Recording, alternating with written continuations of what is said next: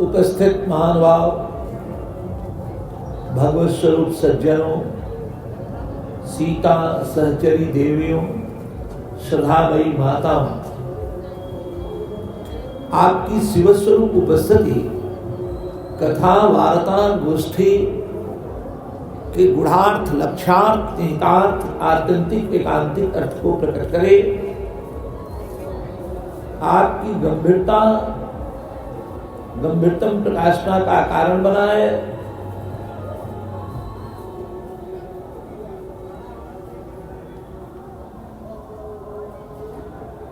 जैसा आपको विदित है, सायंस सत्र में हम लोग पिछले दिनों में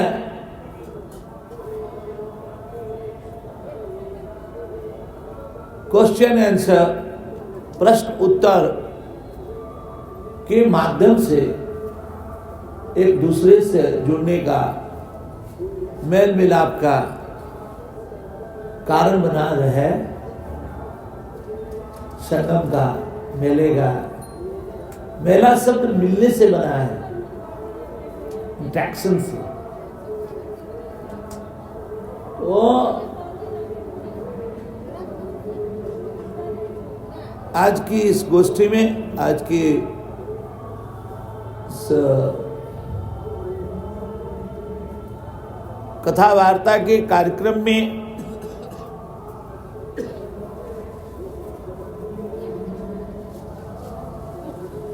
जिस किसी के हृदय में कोई जिज्ञासा हो, प्रश्न हो, वो पूछे।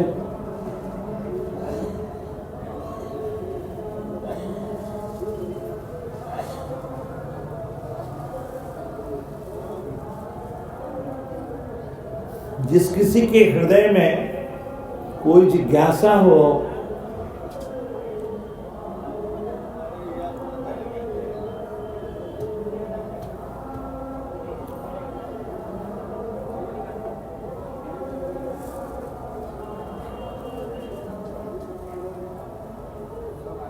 मनुष्य सदा से तीन चीजों को लेकर क्यूरियस रहा।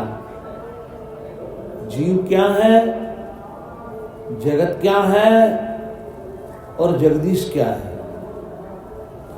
जीव मतलब कॉन्शियसनेस, जगत मतलब मैटर, एंड जगदीश का अर्थ है सुपर कॉन्शियस। इसको लेकर बहुत अनादिकाल से कह सकते हैं आप कि हम जिज्ञासु रहे हैं। सर, जीव, जगत और जगदीश।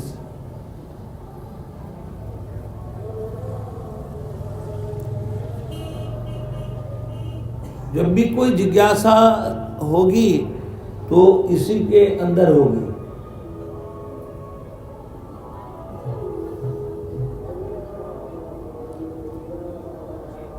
तो आप जिज्ञासा अपनी रखें।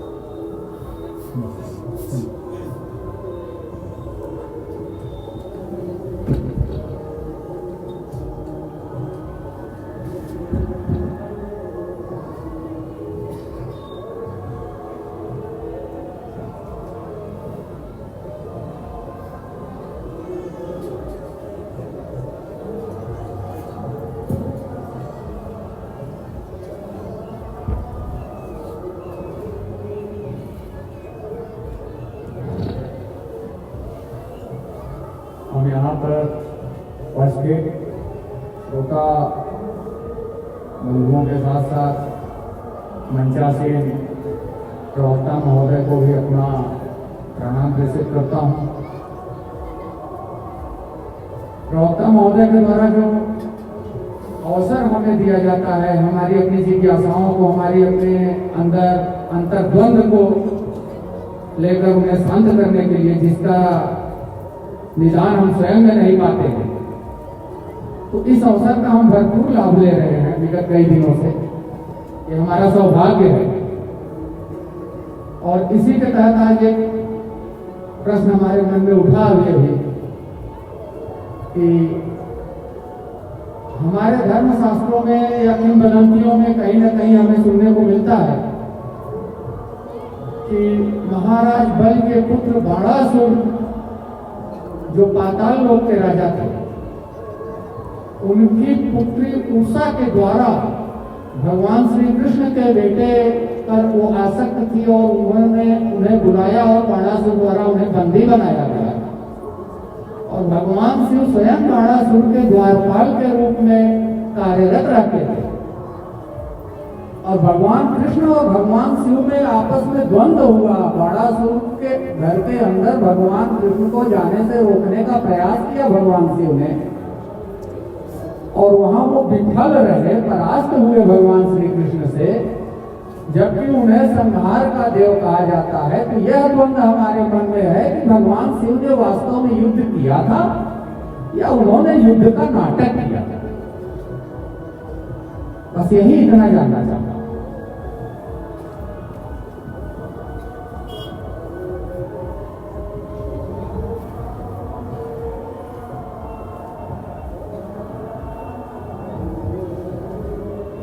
अरे प्रश्न पूछे हैं तो इधर उत्तर लेके जाइए हो।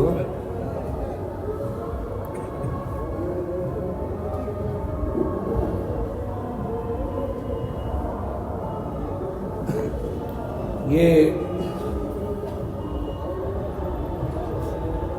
जो बाणासुर हैं,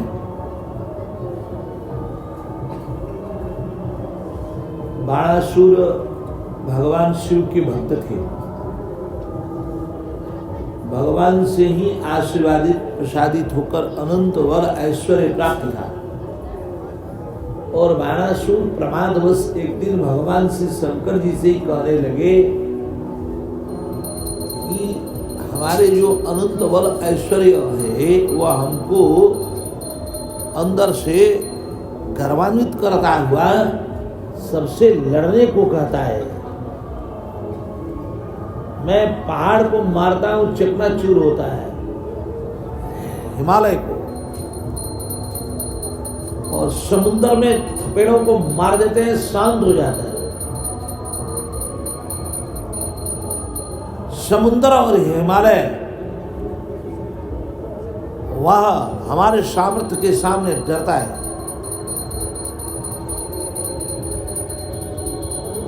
फिर तो और की क्या औकात है। तो मैं चाहता हूं कि हे भोलेनाथ, आप मेरे अंदर जो बल है, जो मुझे युद्ध करने की इच्छा बार बार होती है आपसे, उसको शांत करते हुए हमसे दो दो हाथ करें। हमारे अंदर बहुत गुदगुदी होती है इन हाथों में। मैं चाहता हूं भोलेनाथ आपसे युद्ध करना। भगवान श्री शंकर जी सोचने लगे ये क्या कह रहा है।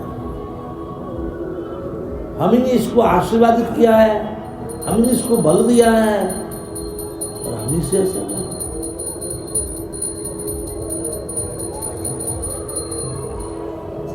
फिर भगवान ने कहा एक दिन ऐसा आएगा कि हमारे समान बल वाला तुम्हारे समस्त बल को समाप्त कर देगा, तुम्हें शांत कर देगा, ठंडा कर देगा।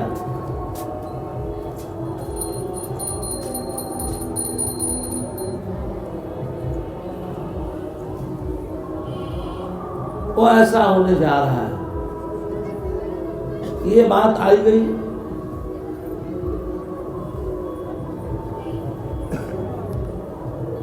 और बाणासुर की लड़की उषा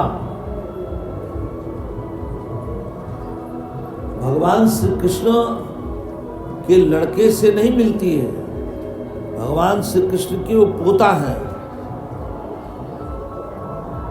श्री प्रद्युम्न जी के लड़के हैं श्री अनिरुद्ध जी। अनिरुद्ध जी से वो मिलती है। जय श्री राम, जय श्री राम, हाँ जय श्री राम, जय श्री राम, बोलिए जय श्री राम। हाँ हाँ, हेलो, जय सीताराम। हाँ आइए।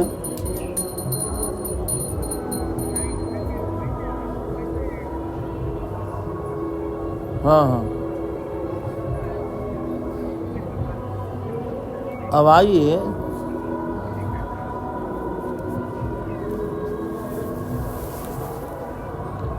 मैं आपको निवेदन किया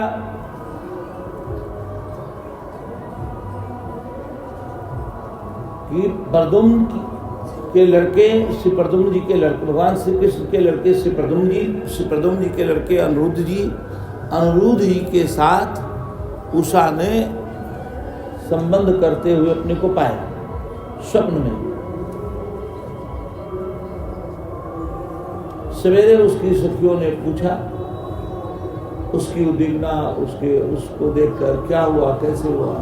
स्वप्न में मैंने किसी पुरुष का संबंध किया। वो चित्रलेखा उसकी सखी होती है, वो सारे तत्कालीन बड़े लोगों की चित्र बनाती है।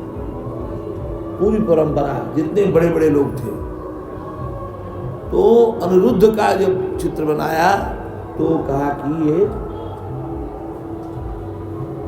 फिर उषा के पास चित्रलेखा जो थी वो अनिरुद्ध को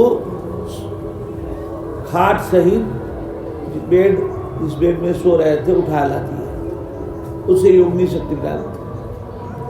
फिर वो कक्ष में रहने लगते। फिर पहरेदारों को लगता है कि इसके अंदर कोई मर्द घुस गया है। ये बात बाणासुर को बताई जाती है। बाणासुर ने चेकिंग कराया, उसमें अनिरुद्ध पाए गए, पकड़ लिए गए, उनको जेल में डाला गया। देवर्षि नारद से लोगों ने पूछा कहाँ पर क्या हुआ, बच्चा बड़ा गायब है हम लोगों का। कहा वो तो जेल में है, बाणासुर ने जेल में डाला। फिर भगवान श्री कृष्ण आए, बलराम जी भी आ रहे थे। श्री बलराम जी को भगवान ने कहा आपको जाने की जरूरत है, मैं ही जा रहा हूँ। तो श्री कृष्ण भगवान आए और बाणासुर से युद्ध हुआ। उसमें बाणासुर की तरफ से भगवान श्री भोलेनाथ, श्री कार्तिकेय स्वामी, श्री गणेश जी, भगवान के समस्त गण, सारे पुत्र उधर से लड़े, परंतु भगवान श्री कृष्ण को रोकने में असमर्थ रहे। रोक तो दिए, महाकाल है, रोक तो दिए, परंतु भगवान श्री कृष्ण ने जिम्भ्राणास्त्र का प्रयोग किया। श्री कृष्ण भगवान ने जिम्भ्राणास्त्र का अर्थ है जम्हाई आना, ऐसे जो करते हैं ना,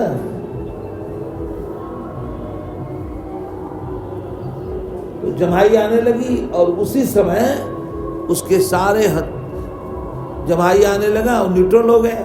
और उसी समय क्या किया भगवान ने, सारा उसका जो 1000 हाथ था काट दिया, 2 हाथ केवल बच गया। भगवान ने कहा था ना श्री शंकर जी कि मेरे जैसा कोई आएगा, और भगवान श्री कृष्ण का कहा हुआ सही कर दिया और उनके सारे बल को गिरा दिया। फिर भोलेनाथ के सामने भोलेनाथ ने बाणासुर को समझाया कि बेटी आपकी उनके पोते के साथ संबंध कर चुकी है और वो आए हैं, अब इनके साथ शादी कर देना है, ठीक है। तो उनकी शादी अनिरुद्ध जी की उषा के साथ हो गई, उषा की विदाई हो गई।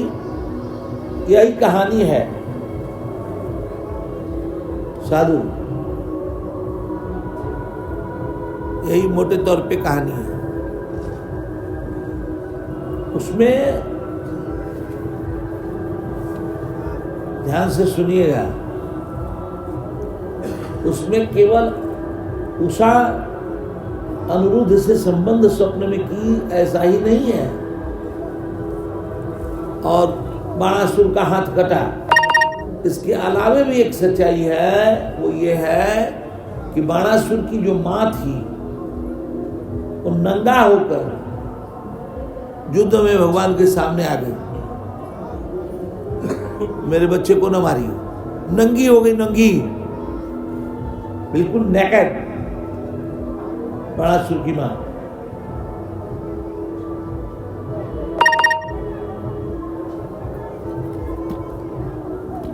अब इसकी मीमांसा, ये तो लिटरल कथाएं कंसेप्चुअल होती हैं और सेक्टरियन अप्रोच करती हैं। अब इसका universal message for all human being,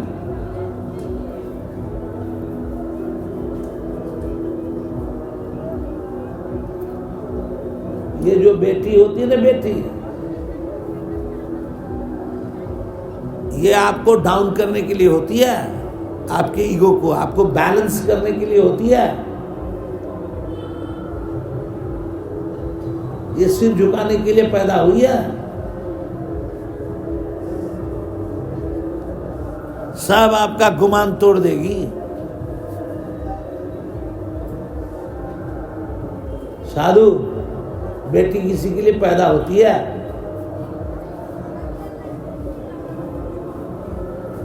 जिस तरह से बाणासुर का सारा गुमान जो था, जो ईगो था, वो धरा का धरा रह गया।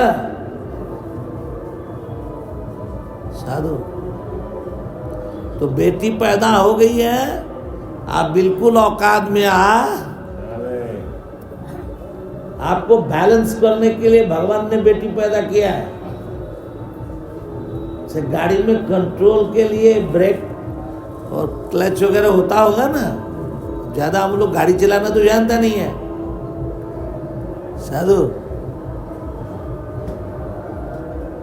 जैसे हाथी पर पिलवान होता है ना कंट्रोल करने के लिए, महावत, ऐसे बेटी पैदा हुई है, वो आपको एकदम ठंडा कर देगी। साधु,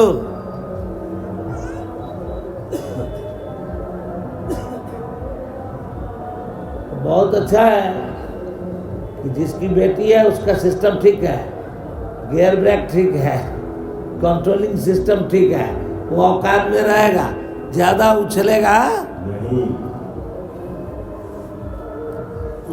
तो पकड़ा, उसको बैलेंस कर लेगा। ठीक है, बहुत अच्छा है। तो जो लोग बेटी पैदा हुई है लड्डू चढ़ावा कि सिस्टम ठीक है, बाबा अपना ज्यादा उछलने का, भगवान ने बड़ी कृपा करके बेटी पैदा किया। साधु सुना, एकदम ठंडा हो जाएगा बेटी से है। साधु, यह तो सोशल इंजीनियरिंग, सोशल मैनेजमेंट के लिए कह रहा है। फिर इनर इंजीनियरिंग, इनर मैनेजमेंट के लिए कहेगा कि कथानक क्या कह रही। दूसरी बात एक और, जो हमको बल देता है, जो हमें प्रमोट करता है, उसी से लड़ने का मिजाज। जिसने हमको बल दिया उसी से लड़ेंगे।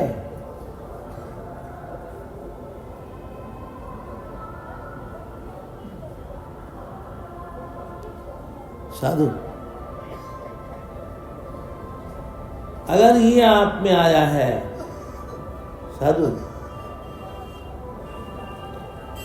जो आपको बल दे रहा है, जो आपको समर्थन दे रहा है, उसी से आप टकरा रहे हैं। आप कह रहे हैं भोलेनाथ से, भोलेनाथ ने आपको प्रमोट किया।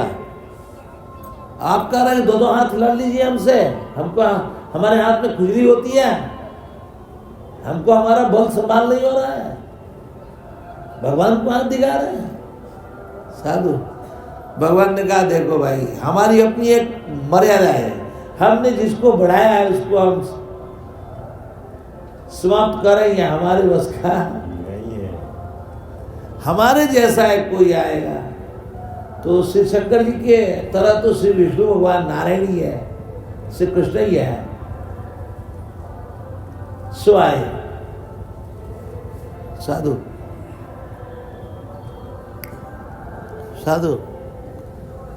तो जो लोग अपने प्रमोटर को चैलेंज करते हैं,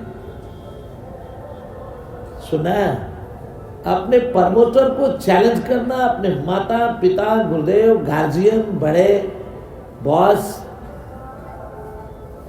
साधु जो अपने प्रमोटर को चैलेंज करते हैं, फिर तो भगवान वहां खड़ा होते। साधु प्रमोटर को चैलेंज करना मानो परमात्मा को ही चैलेंज करना है।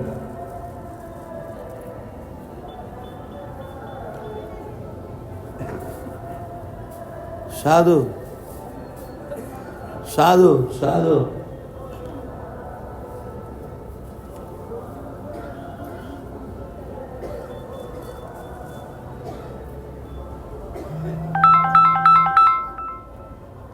यूं मैंने आपको निवेदन किया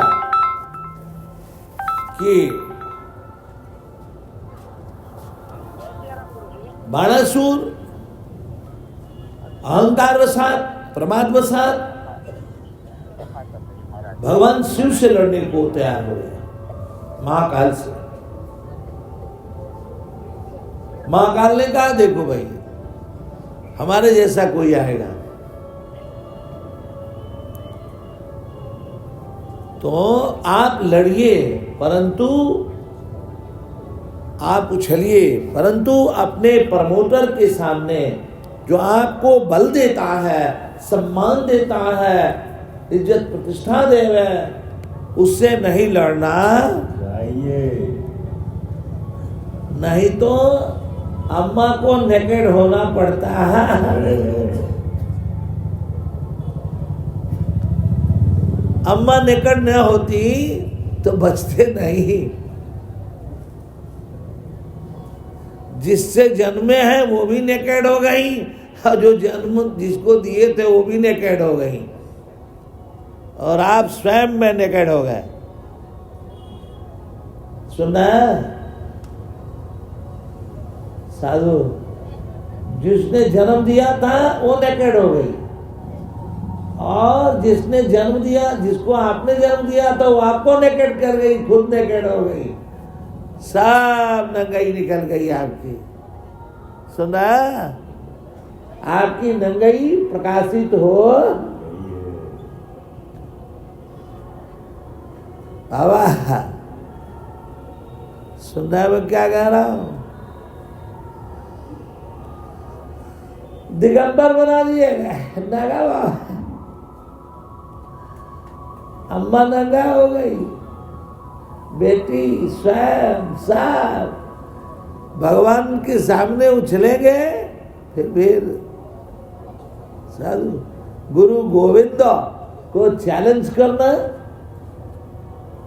इसका भारी मूल्य चुकाना पड़ता है।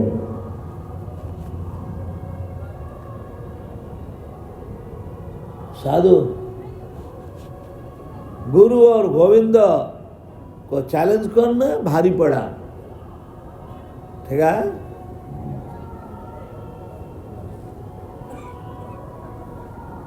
हम भगवान से एक ही प्रार्थना करते हैं कि जिस तरह से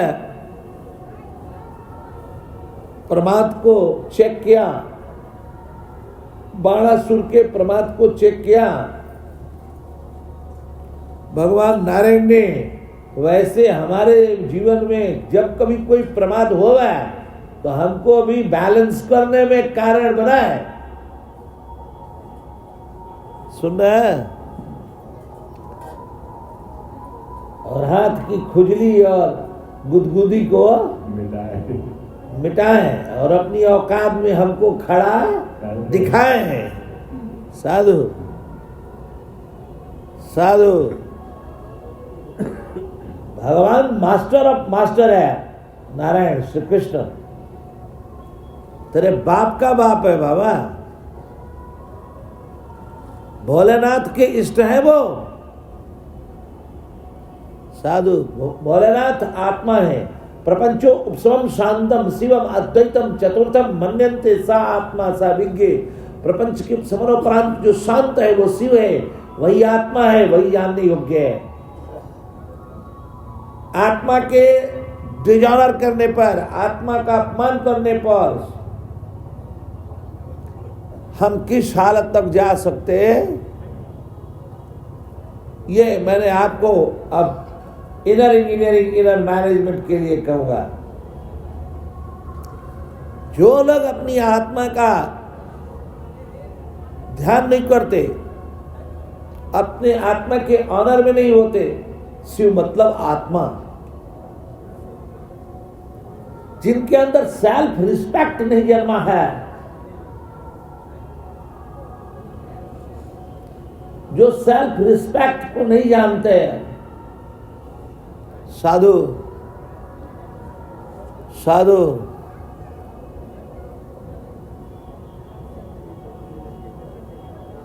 जिन्हें सेल्फ रिस्पेक्ट नहीं आता, साधु,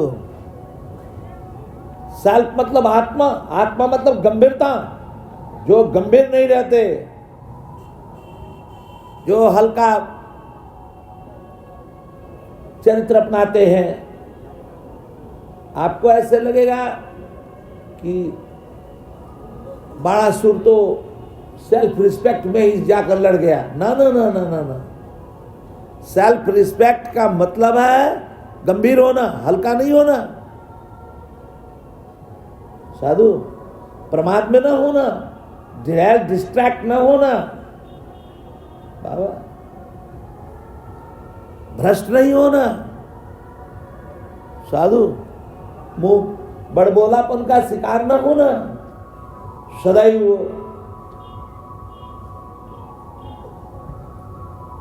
स्थित प्रज्ञ होना, स्थित धी होना, स्वरूपस्थ होना, स्वयं में स्थित होकर स्वस्थ होना, सेल्फ सेंटर्ड होना।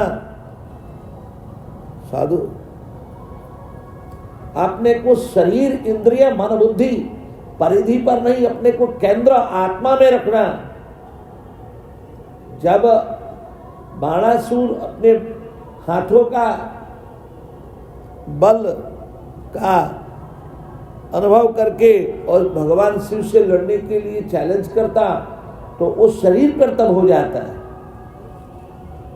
अपने पुरुषार्थ का, अपने बाहुबली होने का, वो बाहुबली अपने को महसूस करता है। अपने बाहु के बल का अभिमान बाहुबली परिधि पर होता है, वो सेंटर में नहीं होता। साधु, शरीर, इंद्रिय, मन, बुद्धि का अहंकार करना, ये आत्म रिस्पेक्ट नहीं है। साधु, आत्मा का ऑनर, आत्मा का सम्मान करने वाला अपने शरीर, इंद्रिय, मन, बुद्धि को लेकर उछलता नहीं। साधु, और कथानक में शिव का अपमान, सेल्फ रिस्पेक्ट का अभाव। साधु, सेल्फ ऑनर का अटेन मेंटेन न करना है। सुनना है?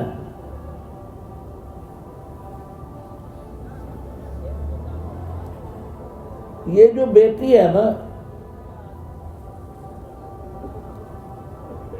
हमारे व्यक्तित्व के विकास के दरमियान जो हमसे प्रकृति जन्म लेती है और कथानकों में प्रस्टिफाइड होकर हमारी बेटी है। कौन है? हमारी, हमारे अंदर का जो उषा है, प्रकाश है। साधु,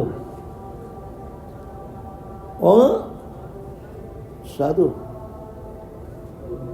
हमारे अंदर की जो ज्योति है, उष्मा, ऊर्जा, एनर्जी जो हमसे तय हो रही है, वो उषा है। साधु, अब देखिए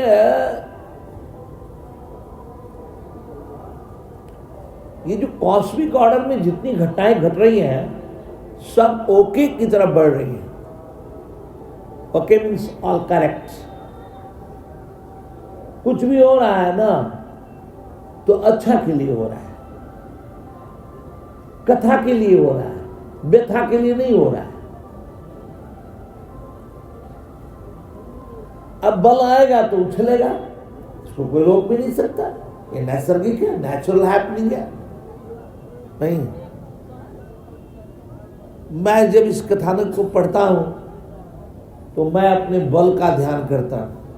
सर, हम लोग 15-20 साल के जब थे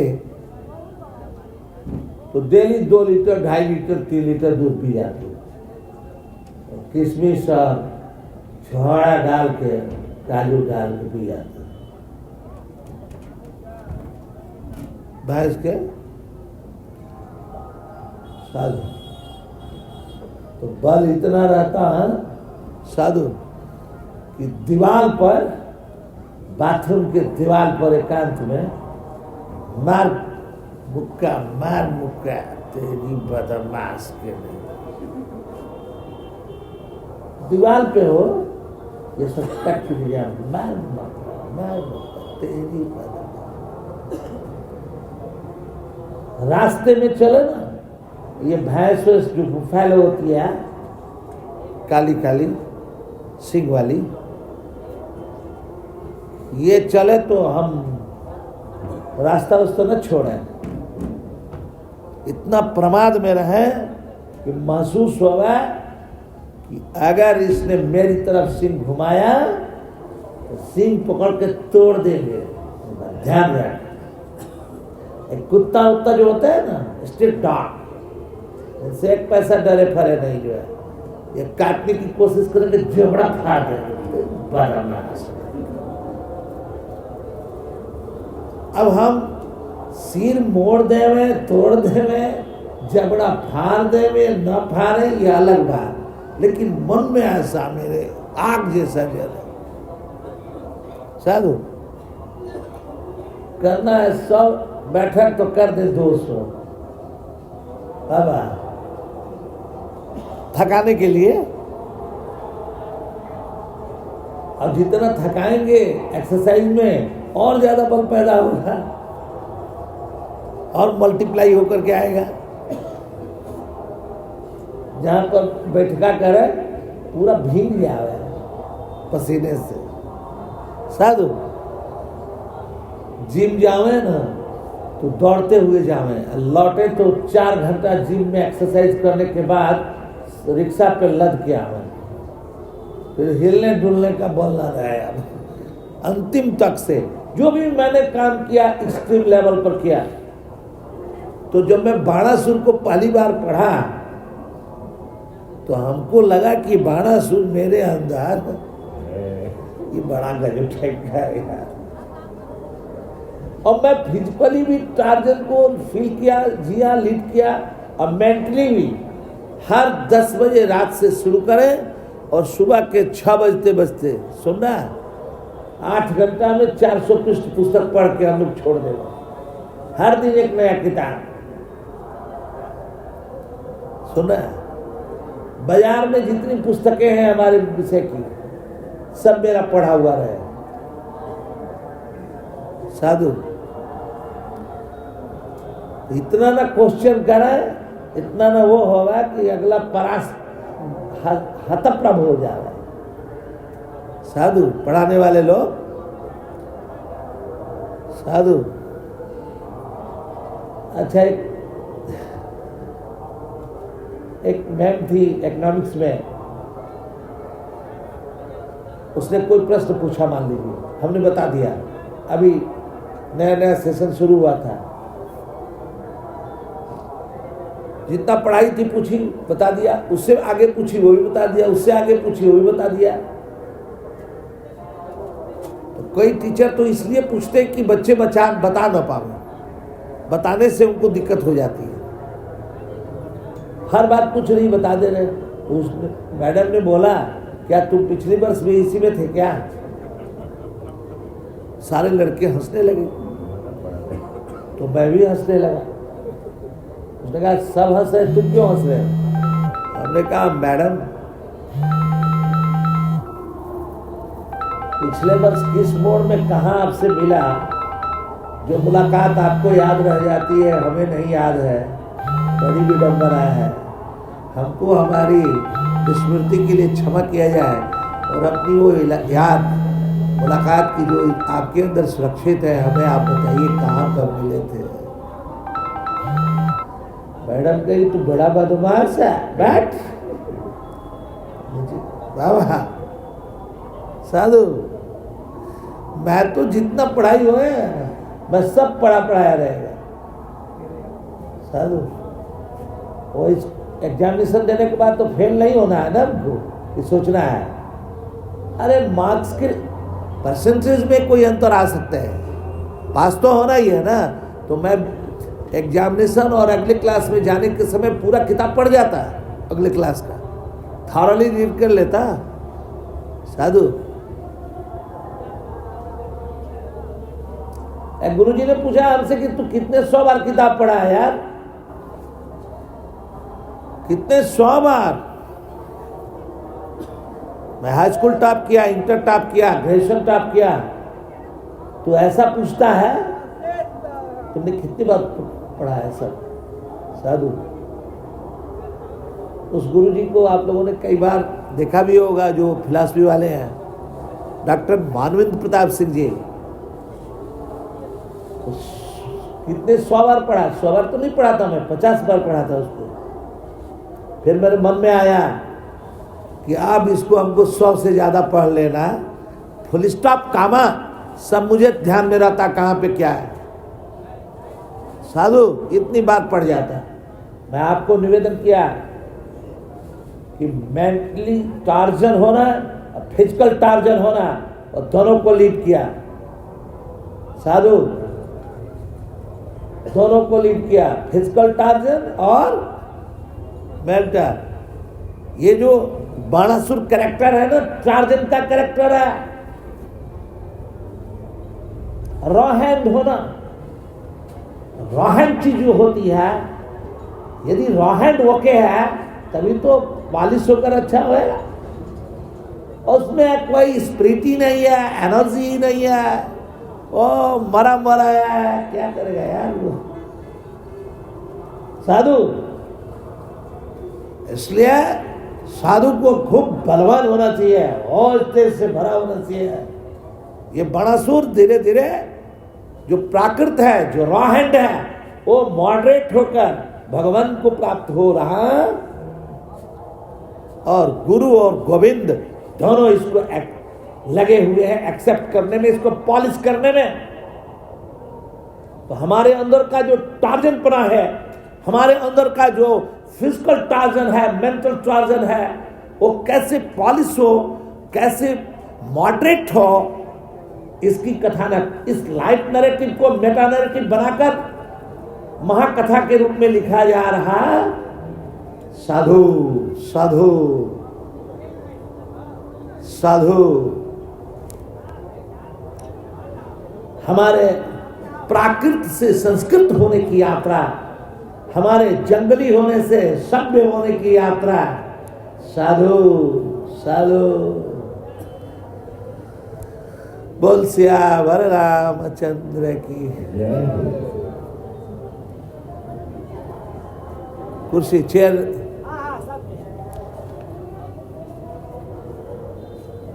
श्री राम जय जय राम, श्री राम जय जय राम, श्री राम जय जय राम,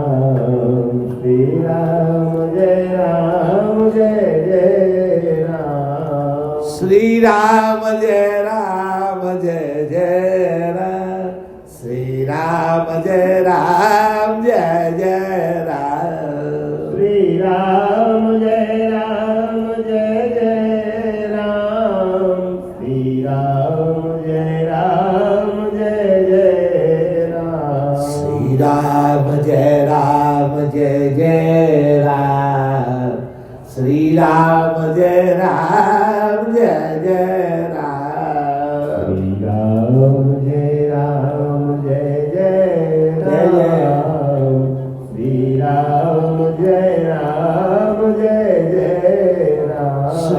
राम जय राम जय जय राम, श्री राम जय राम जय जय राम, श्री राम जय राम जय जय राम, श्री राम जय राम जय जय राम, श्री राम जय राम जय जय राम, श्री राम जय राम जय जय राम, श्री राम जय राम जय जय राम, श्री राम जय राम जय जय राम, श्री राम जय राम जय जय राम, श्री राम जय राम जय जय राम, श्री राम जय राम जय जय राम, श्री राम जय राम जय जय राम,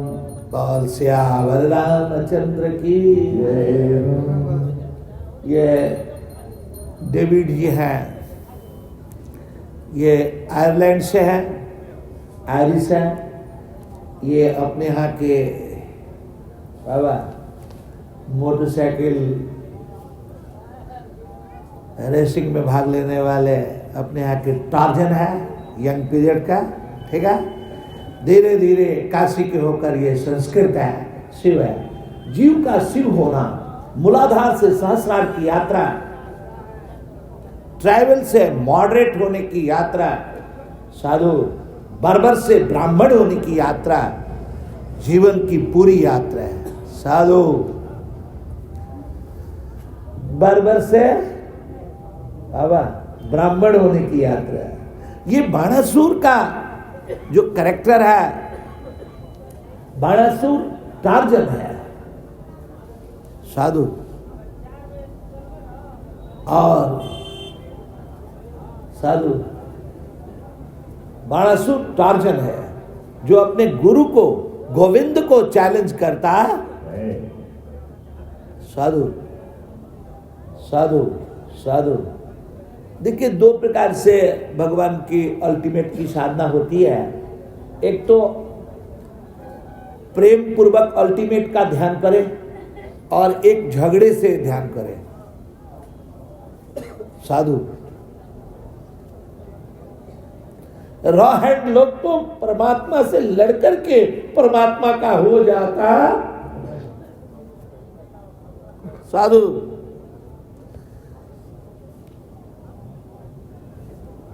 शिवरात्रि आ रही है, बाबा बैजनाथ, बाबा बैजू साधु चरवाहा है, ट्राइबल है, रॉ हैंड है, और उनने नियम ले रखी है कि शिवलिंग को प्रतिदिन डंडे मार रहे हैं। किसी कारणवश आज वो चरवाही में नहीं गए, चरवाही के लिए गाय चराने, भैंस चराने कहीं और चले गए हैं। घर पे आए तो उनकी पत्नी ने उनको, साधु उनकी पत्नी ने भोजन दिया है। उनने कहा आज मैंने नियम नहीं पूरा किया है। क्या नियम है? शिवलिंग को, साधु क्या नियम है? शिवलिंग को डंडा मारना है, और भोजन छोड़कर, भोजन की थाली छोड़कर, और वो शिवलिंग को डंडा मारने जाते हैं। साधु इतना ही, बस इतना ही। साधु अरे कैसे भी ये मेरे पास तो आया ना, भोजन की थाली छोड़ दिया, मुझे मारने आया है। नियम चाहे जो भी हो, नियम तो नियम। साधु भगवान प्रकट हो गए, मैं तुमसे प्रसन्न हूं। इसको भोलेनाथ कहते हैं। जो जैसे है उसको वैसे स्वीकार लेना, ये शिवत्व है। कोई एक आंख का है, कोई दो आंख का है, कोई 1000 आंख का देवाधिपति इंद्र है, कोई अंधा है, कोई लंगड़ा है, कोई लूला है, कोई हाथ पैर वाला है। जो जैसे है उसको वैसे स्वीकार लेना, ये शिवत्व है। साधु जहां से हम हैं वहीं से हमको अपलिफ्ट कर ले, साधु वहीं से उठा ले, ये शिव है। साधु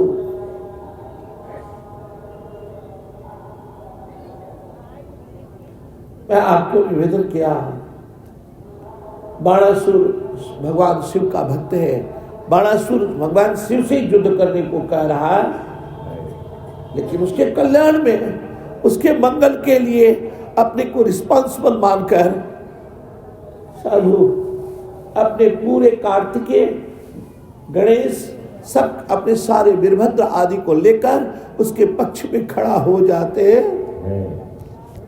साधु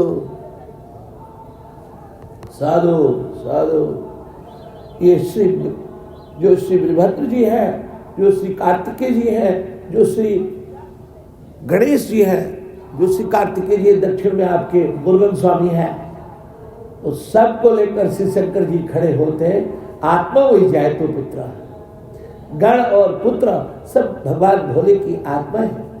साधु उस सबकी आत्मा है शिव। प्रपंचो समम शांतम शिवम अद्वैतम चतुर्थम मनन्ते सा आत्मा, उस सबकी आत्मा है। और श्री वीरभद्र जी, श्री कार्तिकेय जी, श्री गणेश जी वो आत्मा की आत्मा है। साधु साधु साधु और सब को लेकर के खड़े होते हैं अपने भक्त बाणासुर को अपनाने में, उसकी तरफ से खड़े हैं साधु। और वो लड़ने का ध्यान किया था, मुझे लड़ना है। उन्होंने कहा मैं तो तुझको प्रमोट किया हूं, मैं तुझको दंडित करूं ये अच्छा नहीं है। और गार्जियन जो पिता होते हैं ना, बच्चे को साधु मॉडरेट करने के लिए, पॉलिश करने के लिए खुद जिम्मेवारी नहीं लेते हैं और किसी टीचर को सौंप देते हैं। हमारा मानना इसको ठीक नहीं। साधु ये काम कोई और करेगा तो कृष्णम बंदे जगतगुरु। साधु बंदे बोधमयम नित्यम गुरुम शंकर रूपिणम माश्रुतो मकरो अपि चंद्र सर्वत्र वंदते। गुरु है वो श्री शंकर जी, लेकिन गुरु के जो गुरु हैं वो श्री कृष्णचंद्र है, वो जगत गुरु है। साधु जिसके बिहाफ से शंकर जी गुरुदेव होते हैं, उनने उनको इनवाइट किया है, स्मरण किया है और वो आ रहे हैं। तो फिर जब वो आ रहे हैं और वो लड़ना चाह ही रहा था और दंडित हो नहीं गया, तो भोलेनाथ रोक क्यों रहे हैं? ऐसे जैसे साधु जैसे कुम्हार घड़ा बनाने वाला नीचे से हाथ रख करके ऊपर से ठोकता, तो भोलेनाथ उसकी मदद करेंगे। साधु और भगवान श्री कृष्ण भगवान जो है उसकी ठुकाई करे, उसको सहारा दिए रहेंगे। बाबा जैसे माँ बच्चे को हाथ पांव पकड़ेगी और डॉक्टर जो है, वैद्य जो है उसका फोड़े का इलाज करेगा। साधु हम लोग गौशाला में गाय रखते हैं ना या सांड रखते हैं नंदी, तो उसको सुई हुई लगानी होती है, तो जो उसको खिलाता पिलाता है ना, जिसको मानता है पेट, जिसको मानता है ना, वो खड़ा हो जाएगा तो वो सुई लगवा थोड़ा इजी हो जाएगा, नहीं हो जाएगा। और डॉक्टर जब सुई लगाने लगेगा तो पेट्स को का जो ट्रेनर होता है, पेट्स का जो बहुत ही नजदीक का होता है पालतू पशु, वो जब खड़ा हो जाता है तो इजी हो जाता है। नहीं तो भोलेनाथ के उपस्थिति में भगवान श्री कृष्ण ऑपरेशन कर रहे हैं। साधु साधु जो हमारी छटाई हो, हमारी जब धुलाई हो, तो भोलेनाथ हमारे साथ है। साधु साधु भोलेनाथ खड़े हैं। साधु मैंने आपको निवेदन किया है कि ये बेटी हमारी इनर मोस्ट प्रकृति है, इनर मोस्ट नेचर है, कैरेक्टर है।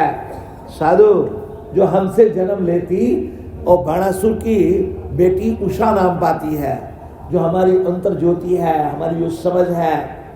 साधु साधु साधु देखिए, सोशल इंजीनियरिंग, सोशल मैनेजमेंट के दरमियान हम ये कहते हैं कि बाणासुर को ऐसा नहीं करना चाहिए, गुरु को, प्रमोटर को चैलेंज नहीं करना चाहिए। शंकर जी से लड़ने की बात करके इसने आफत मोल ली और ये डिफेम और डिमोरलाइज हुआ और अंतिम में बेटी चली गई, ये बात कहेंगे। लेकिन इनर इंजीनियरिंग, इनर मैनेजमेंट में हम कहेंगे कि हमारी बेटी भी भगवान श्री कृष्ण के पोते को ब्याह। साधु भगवान श्री कृष्ण संस्कृत है, हम बाणासुर होकर प्राकृत है। प्रकृति के नजदीक जो है, प्रकृति के जो नजदीक है वो प्राकृत है, वो रॉ हैंड है, और जो सुपर कॉन्शियस के नजदीक है वो मॉडरेट है, वो संस्कृत है। साधु साधु हमारे ट्राइबल से बाबा सिविलाइज्ड होने की यात्रा, बर्बर से ब्राह्मण होने की यात्रा, मूलाधार से सहस्रार की यात्रा, बाणासुर से साधु भगवान श्री कृष्ण के प्रेम का भाजन प्राप्त होना, हमारी प्रकृति साधु उषा, हमारी अंतर ज्योति, हमारा इनर मोस्ट सेंस को एक्सेप्ट कर लेना, भगवान के द्वारा हमको अपलिफ्ट करना है। साधु साधु कब होएगा? क्या घटना घटी? घटना ये घटी कि बाणासुर की मां नेकेड हो गई लड़ाई में, बाणासुर को बचाने की क्रम उसकी लड़की उषा स्वप्न में भगवान श्री कृष्ण के पोते का साथ संबंध की, उसकी लड़ाई हुआ और अंततः पोती देनी, अपनी बेटी देनी पड़ी ना। साधु ये कैसे हुआ? किस वातावरण में हुआ? ये दिगंबर होने से होता है। ये मंच दिगंबर साधुओं का है। हमारा जो इस मंच का अखाड़ा है वो दिगंबर अखाड़ा है। साधु नंगा होके आए थे, नंगा होके, साधु नंगा होना हमारी नियति है। साधु जब मरेंगे तो पूरा कपड़ा हटा दिया, नंगा होके आए थे, ऐसी फॉर्मल कपड़ा आपके ऊपर कफन डाल दिया जाएगा। साधु सुनने में क्या कह रहा हूं? नंगा होके आए थे, नंगा होके आओ। क्या बात है? मैं आपको निवेदन किया कि दिगंबर होना, साधु नंगा होना, जो नंगी सच्चाई है।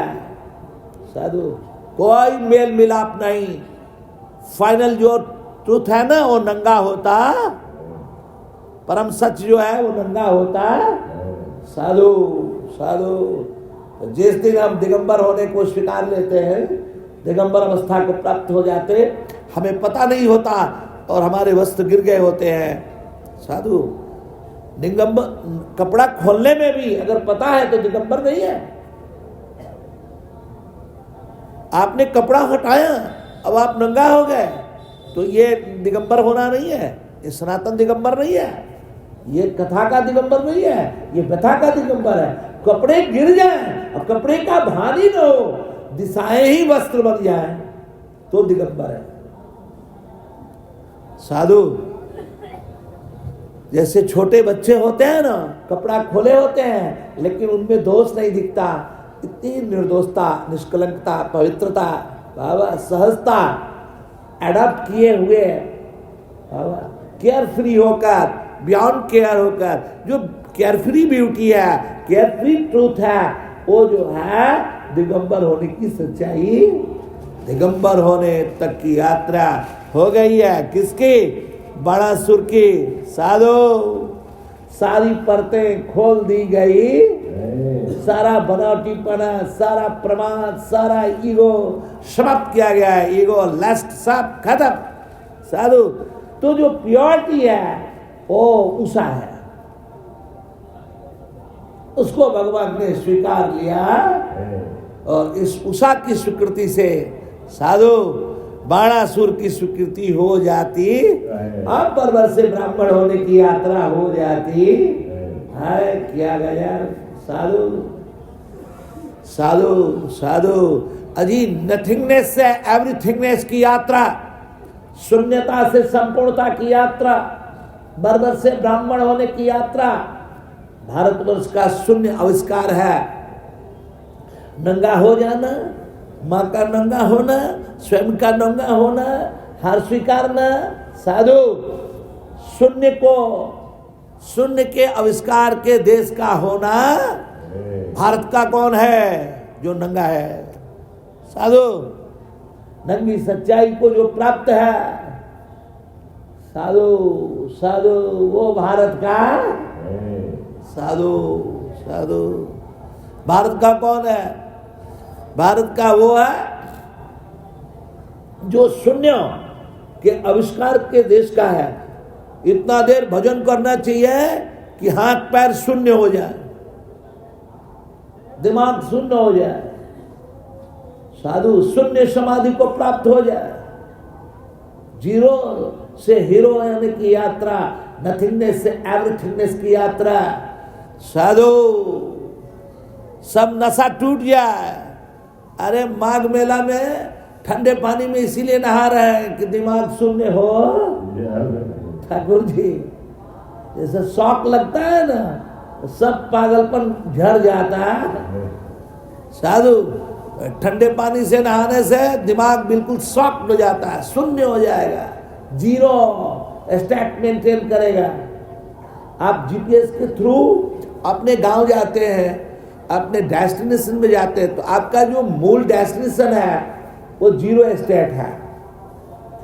आप जीपीएस में जा रहे हैं अपने गांव, 2000 किलोमीटर, 20,000, 5,000, अब आ गया 2000, 1000 kilometre, 500 kilometre, 400, 300, 100, 50, 40, 30, 10, 5, 2 kilometre, 1 kilometre, 500 metre, 100 metre, 50 metre, 20 metre, 10 metre, साधु 5 मीटर, 2 मीटर, 1 मीटर, शून्य। आप अपने गंतव्य को प्राप्त है। दाहिने साइड में आपका गंतव्य है। आयरलैंड पहुंच चुके हैं, डेविड मैं कहा जीरो स्टेट। ये जो प्रयागराज है ना, ये प्रयागराज के बीच में एक जीरो रोड है।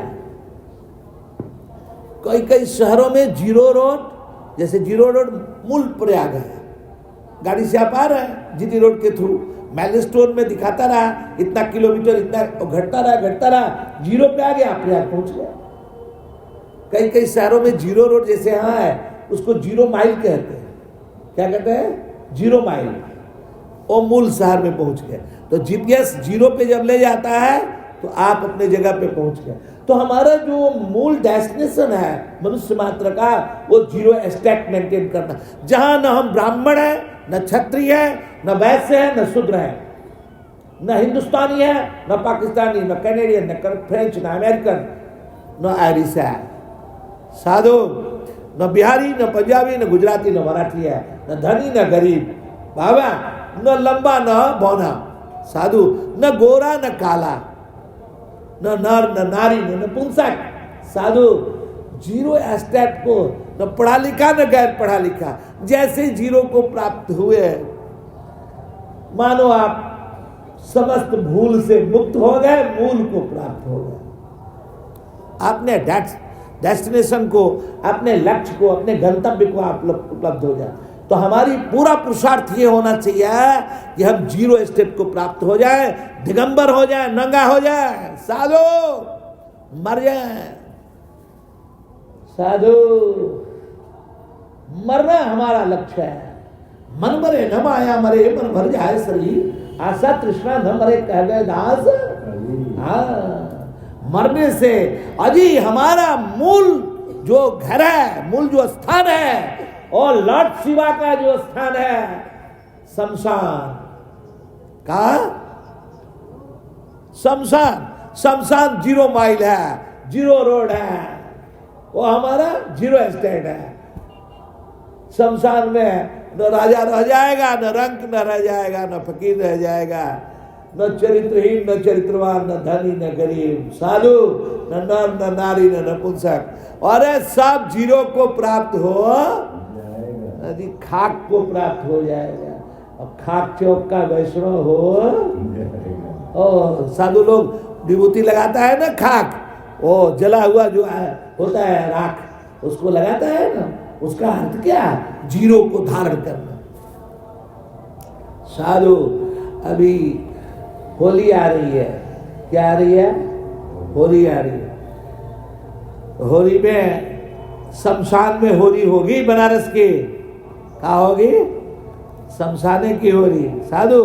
तो वहां पर जो मुर्दा का राख है ना, उससे होली भस्म आरती का जो कारण बन रहा है महाकाल में, वहां पर महाकाल की साधना होगी। हम 0 स्टेट को मेंटेन करेंगे साधु। ये होली जो शुरू होती है ना, तो नथिंगनेस से एवरीथिंगनेस तक जाती है। भारतीय सनातन जो यात्राएं हैं वो नथिंगनेस से एवरीथिंगनेस की यात्रा है। होली में क्या होता है? होली में करेंगे क्या? पहले कीचड़, धूल, मिट्टी, नाली सब में डाल दिया जाएगा। आपको कुछ भी बड़ा नहीं माना जाएगा।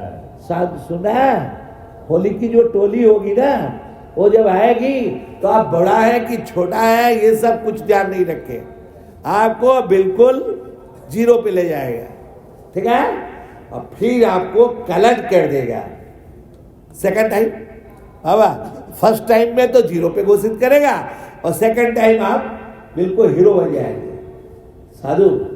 तो 0 से हीरो होने की यात्रा, शून्य से संपूर्णता की यात्रा, नथिंगनेस से एवरीथिंगनेस की यात्रा।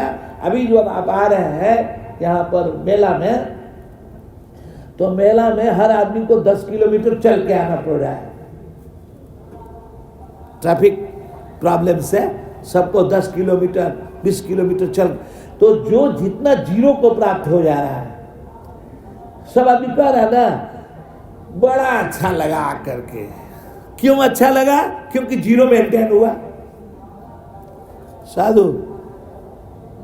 कहीं के नहीं रह गए, सारा VIP होना खत्म हो गए। और जैसे 0 को प्राप्त हुए, आप अनंत को प्राप्त हो गए साधु। 0 और जो इन्फिनाइट है, दोनों एक ही है। तो 0 भारत का आविष्कार है, और हम अपनी पूरी यात्राओं में 0 को प्राप्त होना चाहते हैं। हर कंज्यूमर 0 को मेंटेन करना चाहता, इतना भोग करें कि भोग का मन मारे, वो मेंटेन हो चाहे ना हो, लेकिन लक्ष्य है कि हमको 0 तक ले जाना। जब तक मन कर रहा है तब तक पीते रहो।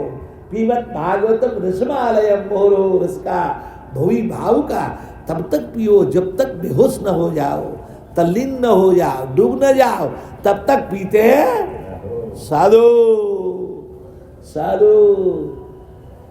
तो हर आदमी को वो उपाय करना है जहां पे वो 0 को प्राप्त हो साधु।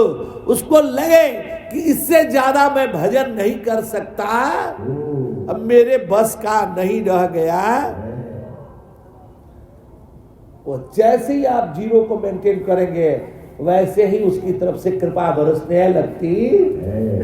जितना आपका समझ और सामर्थ्य है वो लगा दीजिए, अब बाकी भगवान से लोन देख लीजिए, भगवान लोन कर देगा। लेकिन आप कहिए कि पूरा लोन कर दे, ये नहीं होगा भाई। आप अपना समझ सामर्थ्य लगा दे। एक बार घटना घटी, श्री राम महाप्रभु जब सेतु बांध रामेश्वरम में सेतु बंध गया, तो उस पुल पे चलने लगे। तो उनको देखने के लिए सागर में सारे जीव जो है जलचर आकर खड़े हो गए, और भगवान का दर्शन फ्रैक्शन ऑफ सेकंड के लिए रुके नहीं, इसलिए सब अपलक देख रहे थे, सिर पानी में नहीं डुबो रहे थे। तो जो सेतु था उस सेतु पर सारे लोग समाये नहीं, क्योंकि 18 पद्म न हो, हाँ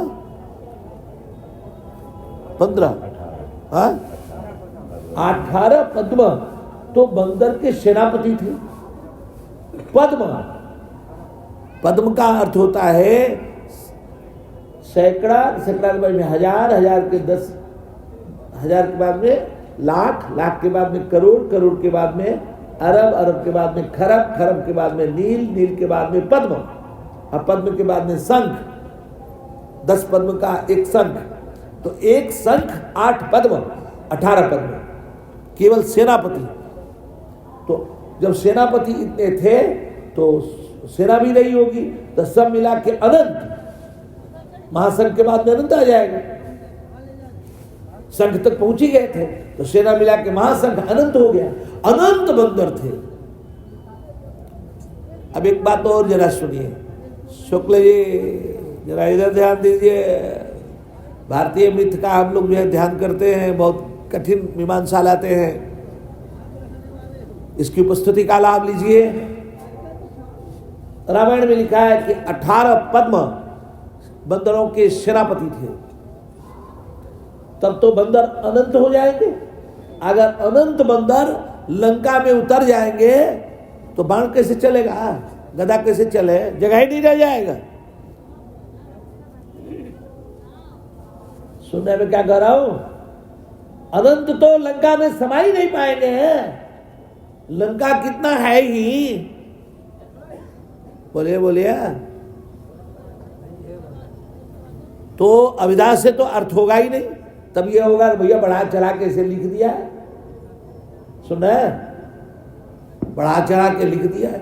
जो हमारे अंदर अनंत वृत्तियां हैं, ये बंदर जो है ना काम संबंधी वृत्ति है।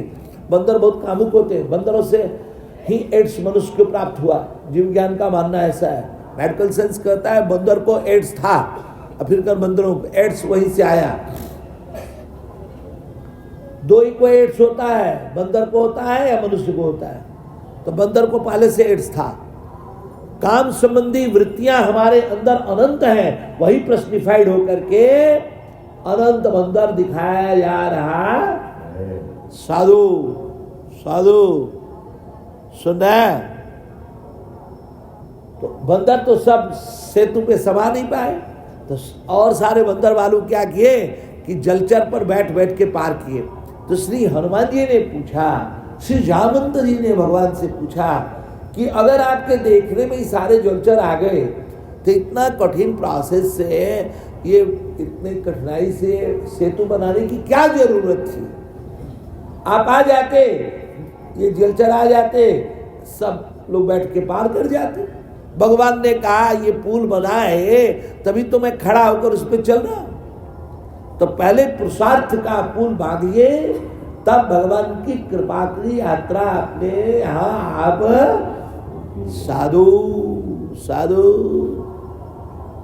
तो जितना आपके पास सामर्थ्य है उस सब सामर्थ्य और समझ का प्रयोग कर दीजिए, कुछ भी छोड़िए नहीं, जीरो को प्राप्त हो जाइए। और जैसे ही आप जीरो और नथिंगनेस को प्राप्त होएंगे, आप एवरीथिंगनेस को अटेंड मेंटेन करने लगते हैं। आप जो है साधु बर्बर से ब्राह्मण हो जाते हैं, मूलाधार से सहस्रार को प्राप्त हो जाते हैं। मूल हमारा क्या है? जीरो। भारतवर्ष का मूल क्या है? हमारा आविष्कार क्या है? साधु शून्य का आविष्कार ही हमारा मूल आविष्कार साधु। इसलिए शून्य का डेली साक्षी होना। और एक बात ध्यान दीजिए, उस एक के ध्यान करने के दरमियान यदि आप में शून्यता बढ़ रही है, पैर की शून्यता, हाथ की शून्यता, लंग्स की शून्यता, दिल और दिमाग की शून्यता, संबंधों के स्मरण की शून्यता, जैसे जैसे शून्यता बढ़े साधु और वो एक ध्यान में रहे तो आप मल्टीप्लाई हो जाएगा। एक पे शून्य 10, 2 शून्य 100, 3 शून्य बाबा, एक के ध्यान करने के दरमियान जितना शून्य को रियलाइज करेंगे उतना ही आप बड़े आदमी हो जाते साधु। और उस एक के अभाव में एक मतलब एकम ब्रह्म द्वितीयो नास्ति, एकम सत् विप्रा बहुधा वदन्ति सर्वधर्मानुप्रत्यज्यम अहम एकम शरणं व्रज अहम त्वां सर्वपापेभ्यो मोक्षयिष्यामि मा शुचः। ऐसा जो श्री कृष्ण कहते हैं गीता में, उसका एक का मतलब है वन, का मतलब है वननेस, अद्वैत, सेल्फ। साधु, इसको ध्यान में लेने के दरमियान आप जितना शून्यता की फीलिंग बढ़ती है आपके अंदर, देश काल की शून्यता, साधु उस देश कालातीत अद्वैत का ध्यान करने के दरमियान जितनी शून्यता बढ़ती जाएगी उतना ही आप में मल्टीप्लाई होकर के आपका प्रमोशन होगा और आपका व्यक्तित्व तो बहुत बड़ा हो साधु साधु साधु। और अगर उस एक के ध्यान किए बिना ही शून्य होने लगे तो डिप्रेशन का शून्य है वो साधु। जो डिप्रेशन का शून्य है, डिप्रेशन के दरमियान, स्ट्रेस्ड होने के दरमियान, डिप्रेस्ड होने के दरमियान, फ्रस्ट्रेट होने के दरमियान जो शून्यता प्राप्त होती है साधु, डिप्रेशन के दरमियान जो शून्यता प्राप्त होती है, उस अद्वैत का, उस एक का न ध्यान करने के दरमियान जो शून्यता प्राप्त होती है वो हमको साइको इल करती है, वो हमें रोगी और रुग्ण बनाती साधु। और वो जो एक है साधु, उसका ध्यान करके शून्यता की अनुभूति करना हमको मल्टीपल बनाता, हमको बड़ाई को और प्राप्त कराता साधु साधु साधु साधु। इसलिए उस अद्वैत का, उस एक का ध्यान करके आप लगातार शून्यता को प्राप्त होवें, भारतीय होवें, भारतीय आविष्कार के बाबा अनुभव करने वालों में से एक होवें, ऐसी मंगल कामना इस प्रश्न के उत्तर के दरमियान हम कर रहे हैं। श्यावर रामचंद्र की जय हो। साधु साधु साधु।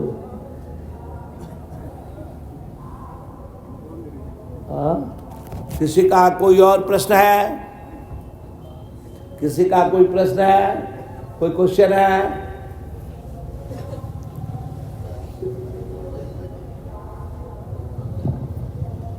हाँ, महात्मा जी बहुत सुंदर समाधान दिया आपने।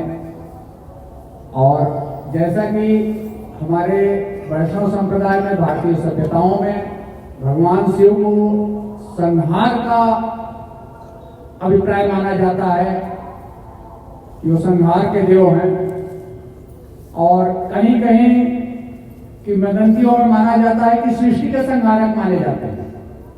जबकि हमने जो अध्ययन किया है थोड़ा बहुत, तो समुद्र मंथन के दरमियान जो विष निकला, जिस विष से समूची सृष्टि का विनाश हो जाता था, और वह विष पान करके उन्होंने समस्त सृष्टि को बचाया। तो इस तरह से उन्होंने बुरे का विनाश किया है। तो इसमें कहां तक सच्चाई है, कहां तक हम गलत या सही हैं अपने मन में, ये जरा हम अपनी जिज्ञासा शांत करना चाहते हैं। बहुत सुंदर। शिवरात्रि जैसे जैसे नजदीक आ रही है, हमारी सभा का प्रश्न भगवान शिव को जीने का कारण बना रहा साधु। लगातार हम लोग शिवरात्रि की तरफ बढ़ रहे हैं और जीवत्व में शिवत्व की घटना घटे, जीव शिव को प्राप्त हो गए, उधर की और कॉस्मिक ऑर्डर के थ्रू हम लोग धीरे धीरे बाबा आगे बढ़ रहे हैं। इन्होंने जो अभी जिज्ञासा रखी है कि भगवान शिव को संहार का देवता माना जाता है, और जो समुद्र मंथन में विष पैदा हुआ उससे तो संहार हो जाता, उसको उनने स्वयं पी लिया और सृष्टि को संहार से बचा लिया, तो संहार के अगेंस्ट काम किया। तो फिर संहार का देवता। बस इतना ही प्रश्न है। मैं समझ रहा हूं प्रश्न आपका पूरा। देखिए, प्रश्न को ठीक से समझना उत्तर है और उत्तर को ठीक से न समझना प्रश्न है। ये जो संसार है ना, जो अस्तित्व है, ये उत्तर है। भगवान का उतरना ही उत्तर है। भगवान का मैनिफेस्टेशन है।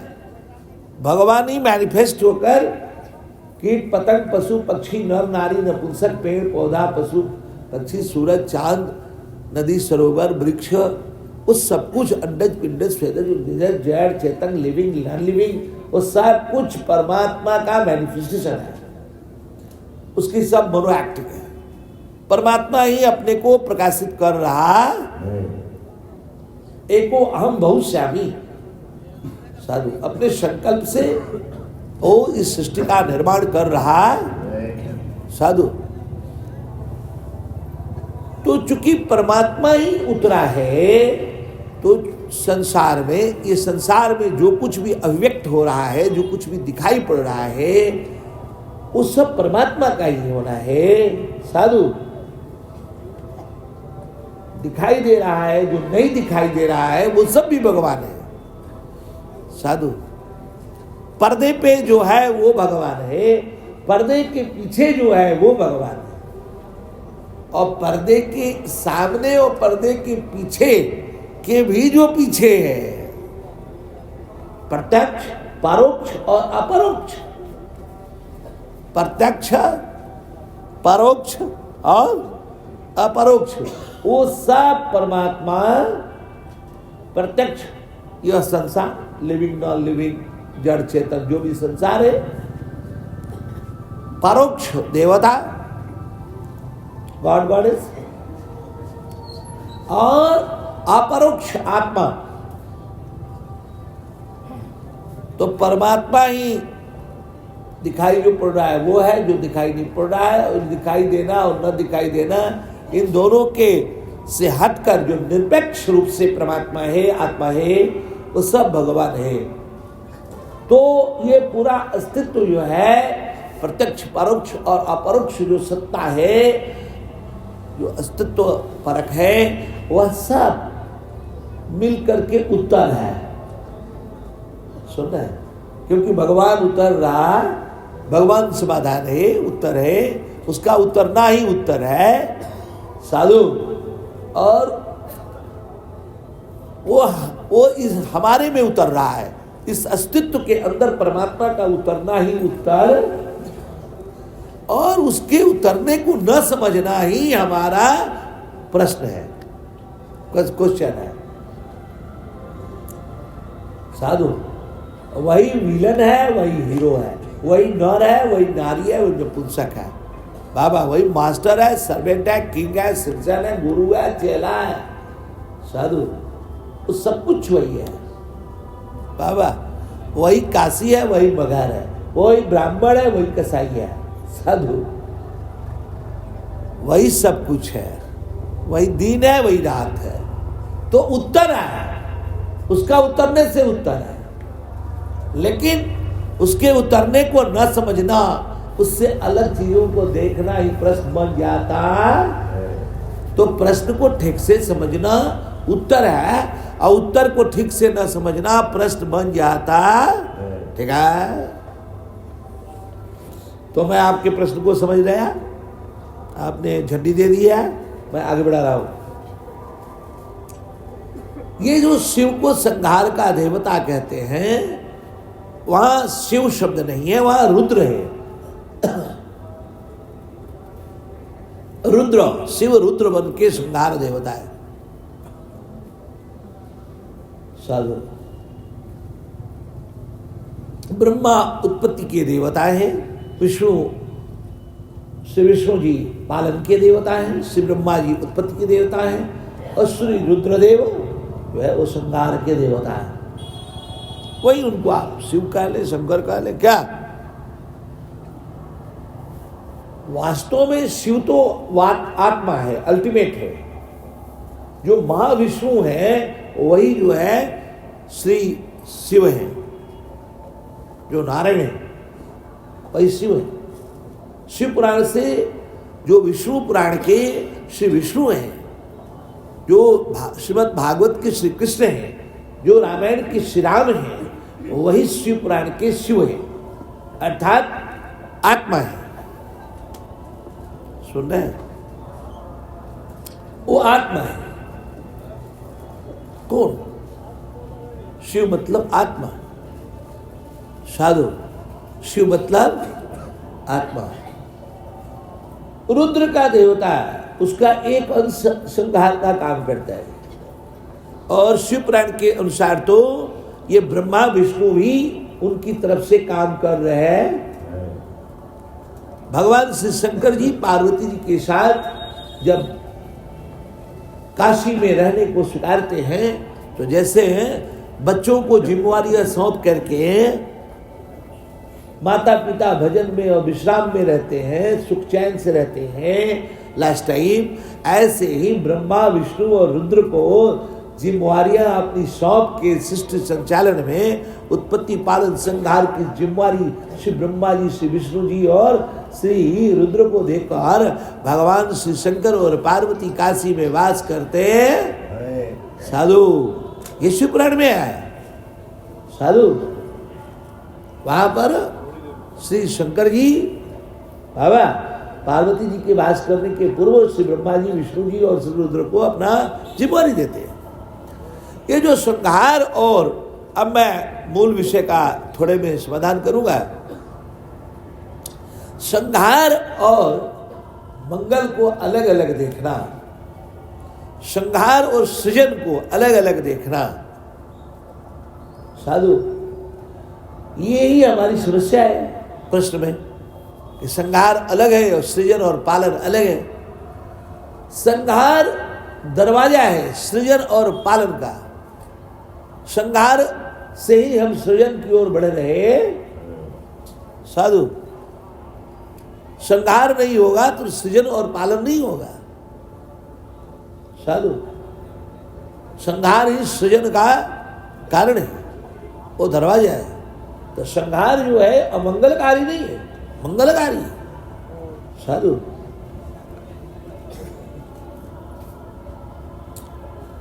बाबरी मस्जिद का संहार हुआ तब न श्री राम मंदिर का निर्माण हुआ।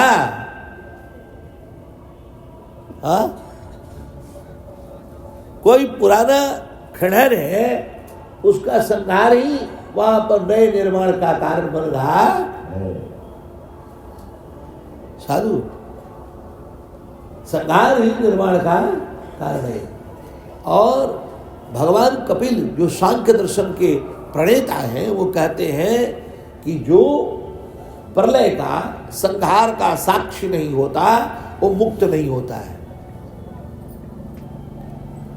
संहार के देवता शिव हैं और रुद्र हैं जो शमशान में वास करते हैं। जैसे मान लीजिए कि आपके परिवार के 10 आदमी मर जाए एक दिन,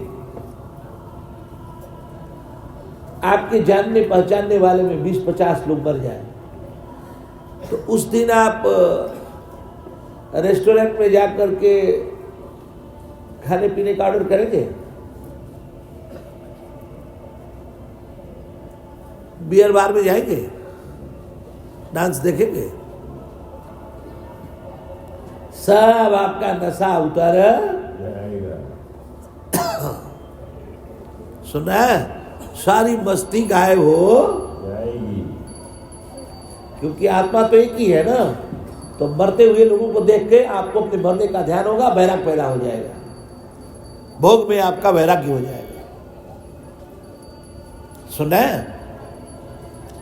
आप मान लीजिए साधु, सपोज कीजिए कि आपके पूरे गांव के, पूरे देश के ही लोग मर जाए और आप ही जिंदा रह जाए, तब क्या होगा? शमशान से लौटने के बाद अब तो पूरी धरती शमशान बन जाएगी ना, जब सब मर जाएगा, पूरा शिव का निवास बन जाएगा, संहार के देवता का, तो आपकी अकल ठिकाने आ जाएगी नहीं? बोलिए बोलिए। जापान और हिरोशिमा पर अमेरिका ने एटम बम का प्रयोग किया, भारी संख्या में नरसंहार हो गया। तो जो लोग बच गए ना, अब उनका नशा फट गया, अब उनमें जीवन में वैराग्य आ गया, ज्ञान आ गया, पुरुषार्थ आ गया और फिर आगे बढ़ गए वो। तो कौन सृजन का कारण बना?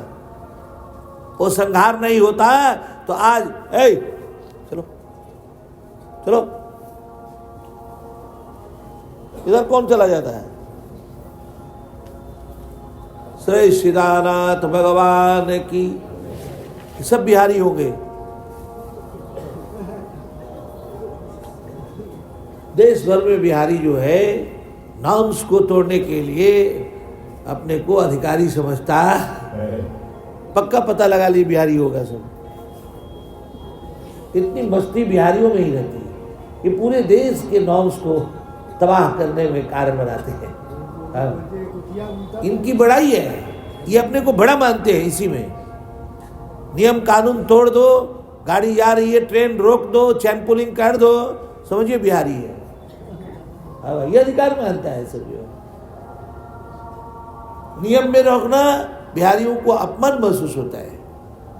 नियम जितना तोड़ेगा उतना ही अपने को। और जब जब आप बिहारी होते हैं तो नियम तोड़कर आप वीआईपी बनना चाहते हैं। साधु, हर बिहारी जो है, आपकी चेतना जब बिहारी बनेगी तो नियम तोड़ के वीआईपी अपने को देखने लगती है। ये सब बिहारी सब हर बिहारी वीआईपी है। साधु, नियम तोड़ने में ये मास्टर है। अब पता लगाइएगा, राम सिंह जी बिहारी होगा, जरूर होगा बिहारी। हमको आप नोटिस कीजिएगा कि है कौन, इनको देखिएगा नंबरदार कौन है, बिहारी होगा पक्का। फिर हमको आप 10 रुपया दक्षिणा दीजिएगा। मैं बोल श्याम रामचंद्र की। नियम 2 तरह से तोड़ा जाता है, बिहारी 2 तरह से हुआ जाता है। एक तो जरासंध मगध का रहने वाला था, उसका होकर बिहारी होना, और एक साधु अवध बिहारी, वृंदावन बिहारी के होकर के बिहारी हुआ जाता। तब भी नियम टूटता है, तब आप मोस्ट वीवीआईपी होते हैं। आप ट्रांसडेंटल अप्रोच करते हैं, not careless but carefree. Carefree beauty फिर आपको प्राप्त होती। 2 तरह का बिहारी हो गया, एक बिलो एक बियॉन्ड। साधु, साधु बुद्ध के देश का बिहारी, अवध बिहारी देश का बिहारी, साधु वृंदावन बिहारी देश का बिहारी, श्री राम कृष्ण का बुद्ध का होकर जो बिहारी है वो बियॉन्ड ब्यूटी को प्राप्त है, वह केयर फ्री ब्यूटी को प्राप्त है। अब बुद्धू होकर के साधु जरा संत का अपना मान के साधु जो बिहारी होता है, साधु वो जो है बिलो स्टैंडर्ड होता है सब। साधु तो हमारा जो मास है वह तो बिलो होकर के बिहारी है, और जो हमारे अंदर एक्सेप्शनल है वो बियॉन्ड होकर के बिहारी है। साधु, साधु हमारा जो शरीर है, इंद्रिय है, मन है, बुद्धि है, वो बिलो होकर के बिहारी है। हमारी जो आत्मा है वो बियॉन्ड होकर के बिहारी है। बोल वृंदावन बिहारी लाल की जय। साधु, साधु तो मैं जो कह रहा था, क्या कह रहा था, क्या कह रहा था वो, क्या बोल रहा था? बिहारी, यही बिहारी बोल रहा था, इतना ही। इसके पहले क्या कह रहा था? नहीं नहीं, हाँ लॉर्ड बिहारी ऐसा घेर लिया आपको।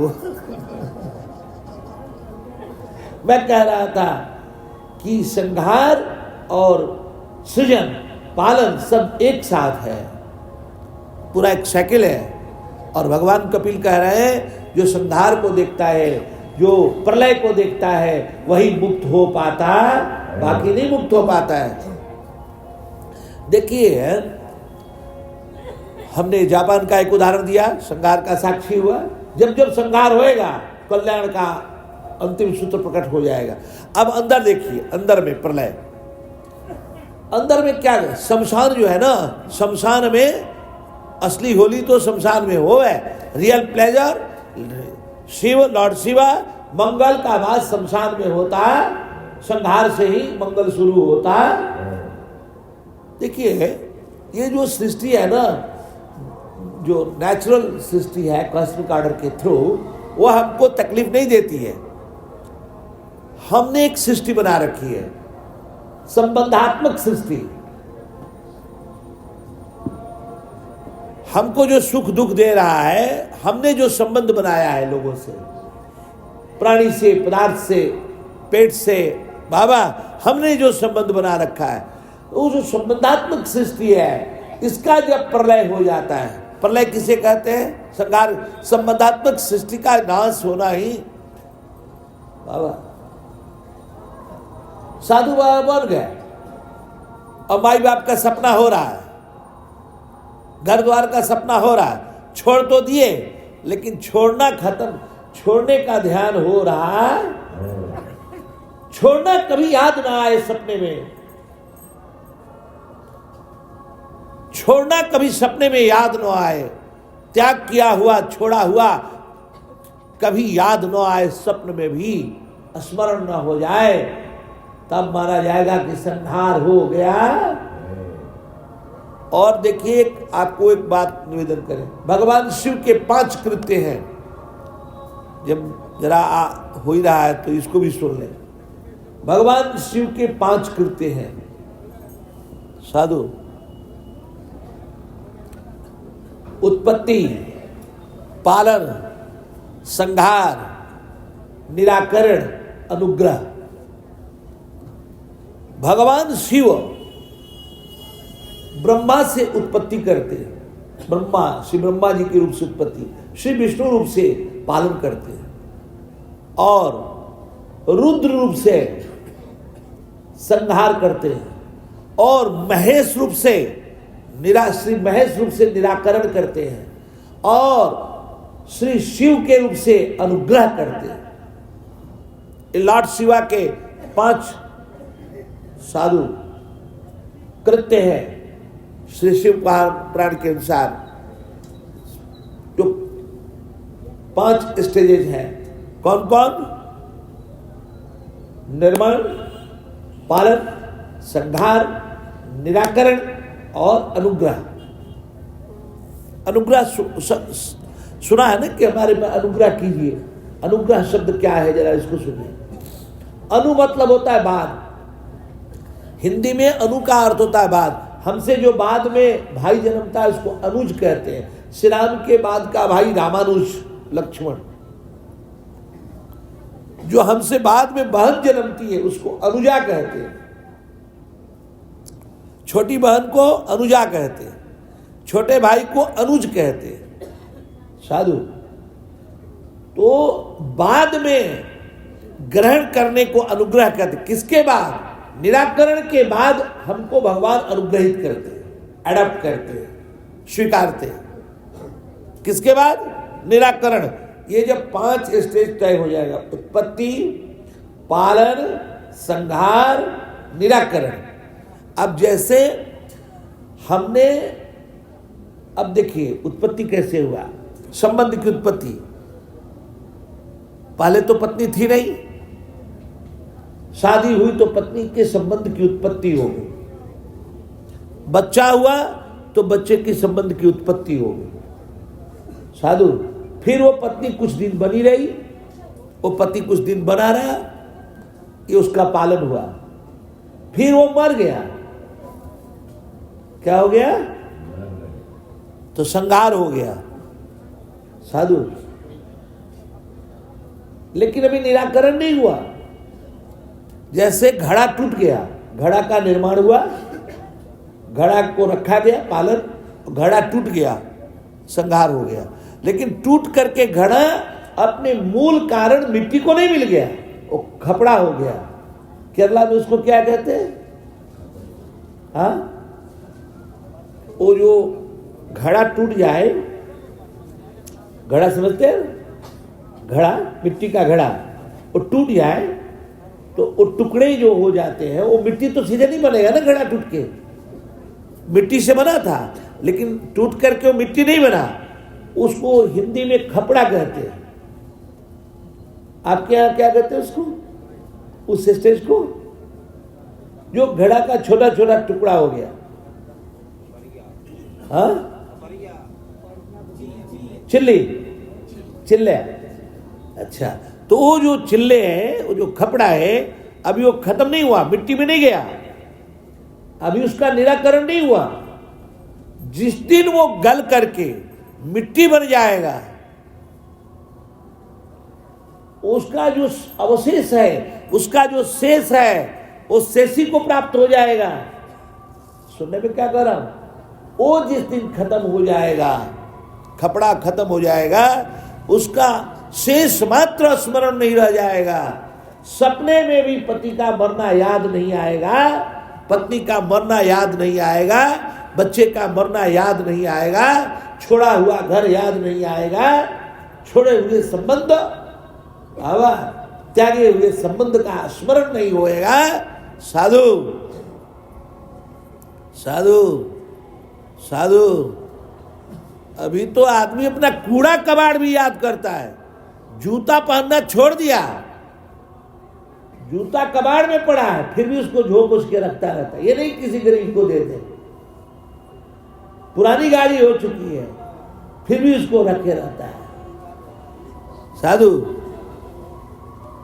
शौच होता है ना लैट्रिन, तो उसको भी देखता है।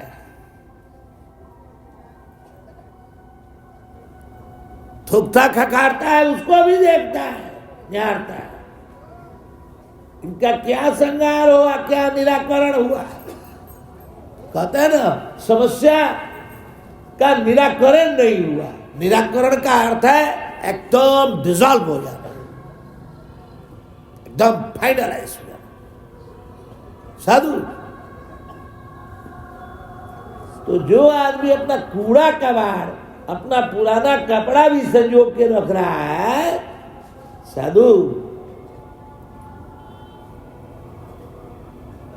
न टट्टी पेशाब देख रहा है, उससे क्या निराकरण की अपेक्षा कर रहे हैं?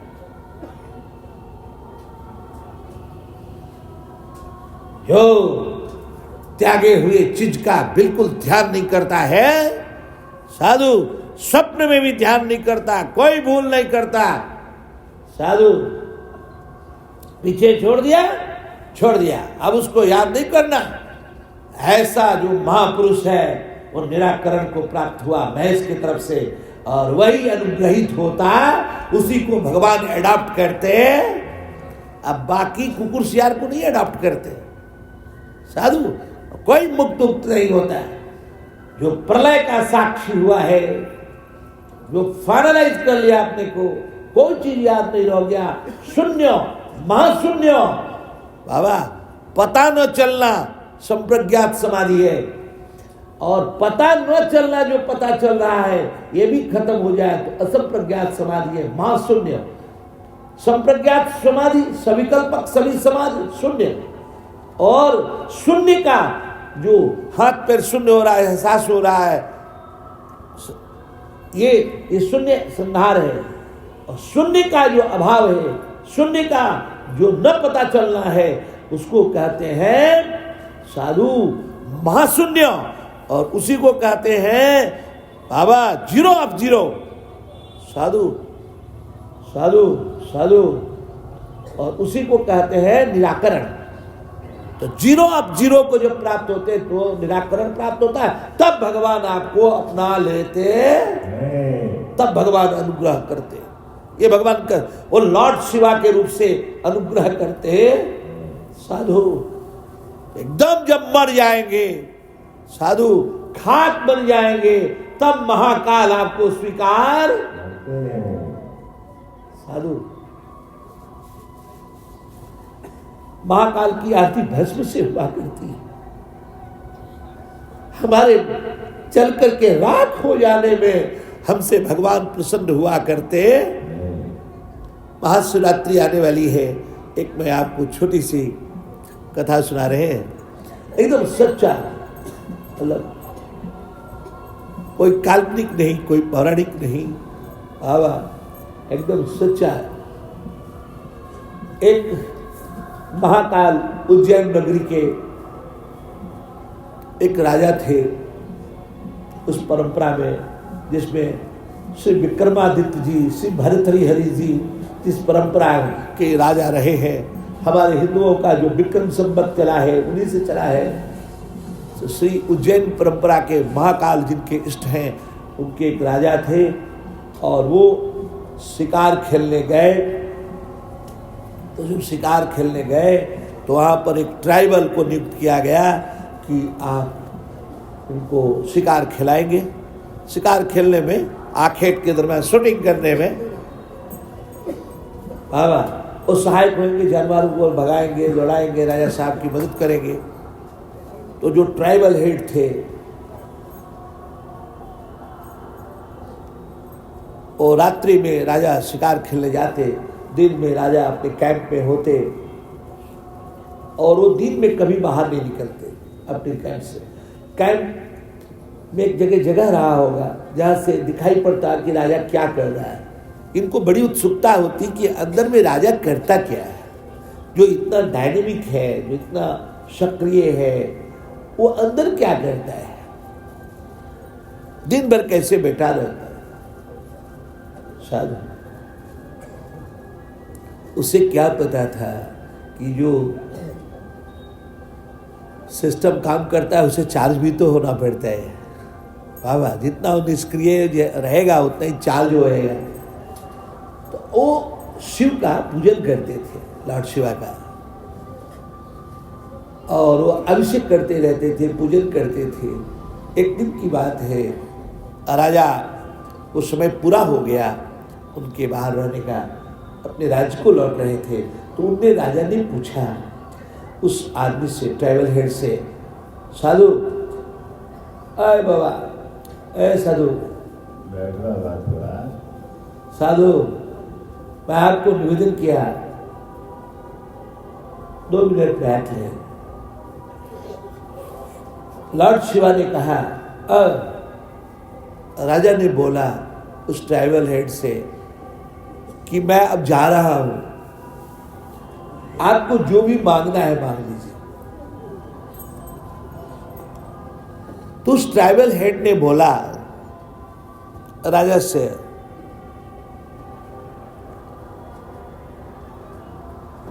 कि हमको आप वो जो शिवलिंग है जिसकी आप पूजा कर रहे हैं वही दे दीजिए। फिर तो बड़ी गजब हो गया, परंपरा से पूजा जा रहा था राजा के घर। बाबा और राजा ने कहा कि कुछ और मांग लीजिए। मंत्रियों ने समझाने की कोशिश की, गाड़ी घोड़ा, हीरा सोना चांदी, जो भी जमीन जायदाद, जो भी मांगना हो मांगो, लेकिन ये न कहो कि वो भगवान शिव का जो स्वरूप है उसको दे दे। तो उस ट्राइबल हेड ने कहा, जो मैं मांग रहा हूं वो नहीं दे रहे हैं, जो नहीं मांग रहा हूं देने को कह रहे हैं। इसका मतलब है जो मांग रहा हूं ज्यादा महत्वपूर्ण है। लोगों ने पूछा तुम क्यों मांग रहे हो? कहा इसलिए मांग रहे हैं क्योंकि वो आपकी दृष्टि में भी महत्वपूर्ण। अरे राजा जिसको सिर झुका रहा है मैं उसी को मांग रहा। हाँ थोड़ी देर बाद बस आए। श्री सीतानाथ भगवान की हमको तो वही लेना है। क्यों? किसको लेना है? वो जो शिवलिंग है। एकदम उसने जिद पकड़ लिया क्योंकि राजा वचन दे चुके थे जो मांगोगे सो दे देंगे।